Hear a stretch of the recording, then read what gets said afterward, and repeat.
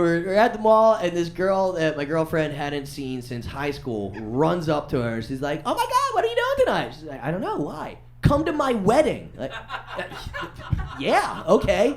The only instructions were, bring a bottle. Yes. It was a kicker. People were dancing on top of the tables, pounding booze before the bride and groom got there. It was insane. To paint you a better picture, it was at an Elks Lodge. If you've never been to an Elks Lodge, it's an organization that has the basement upstairs. It's the best way to explain it to you. There's lots of wood paneling. It's always a little bit wet. There was a lot of dead animals. I very much remember a moose. There was a moose involved. And the bridesmaid goes up, and she does the typical bridesmaid. It's always too emotional. You know, like, "You are a petal from the same rose as I am, and I love you for your thorns." Blah. She does that, right? So now it's time for the best man, and this is where the fireworks come, all right? I can tell you for sure his name was Eddie John.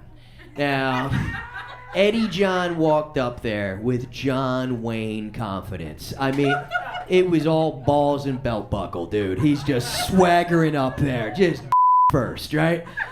The first thing this maniac says when he gets on stage, he's like, "You know, well, a lot of y'all don't know this, but I was actually there the first night these two ever hooked up. Yep, saw the whole thing. It was the two of them there, me and that bridesmaid. Good to see you again, darling. And we all met up at the bar, and we wound up going back to my place, and we get in the hot tub, and you know, the shirts came off, and needless to say, there was some making out, you know, no gay and yeah, I'll never forget what he said to me before we left for that night. And he said, "Well, Eddie John, looks like I'm stuck with the ugly one." At the wedding, this monster said, "It looks like I'm stuck with the ugly one." Everybody there was like, "Jesus." Even the moose was like, "Bro." There's no way that marriage made it past that weekend, right? Unless the bride was so blacked out, she can't remember anything, but she was in her second trimester. She wasn't drinking that heavy.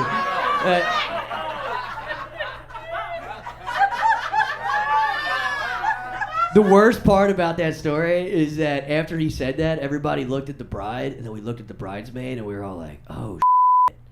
She is the ugly one."